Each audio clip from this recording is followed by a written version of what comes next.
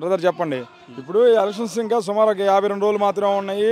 రేపు వచ్చే ఎలక్షన్స్లో తెలుగుదేశం పార్టీ అని జనసేన పార్టీ సునామీ అంటున్నాడు చంద్రబాబు నాయుడు.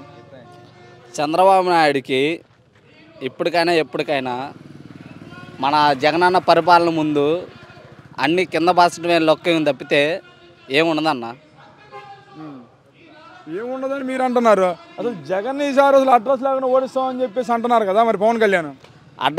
అడ్రస్ లేకుండా వాళ్ళు పోతారన్న, మనం పోము.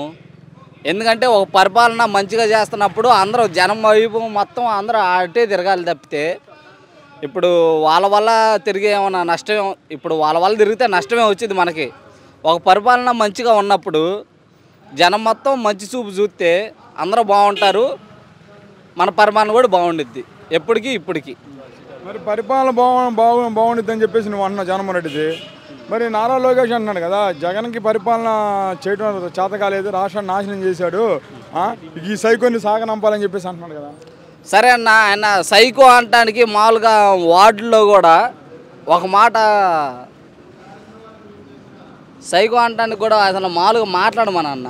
ఫస్ట్ ఆఫ్ ఆల్ ఆయన మాట్లాడమను. ఒక సైకో అన్నప్పుడు ఆ సైకో కూడా కొద్దిగా లాంగ్వేజ్ తేడా ఉండిద్ది. నీ భాషలో నువ్వు చెప్పాలంటే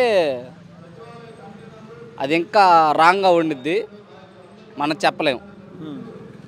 వాళ్ళకి సైకో చెప్పాలన్నా కూడా మీకు ఒక సైకో అంటే ఎవరు గుర్తొస్తారు? ఒక చంద్రబాబు నాయుడే గుర్తొస్తాడు. సైకో అంటే జగన్మోహన్ రెడ్డి ఎప్పటికీ గుర్తురాడు.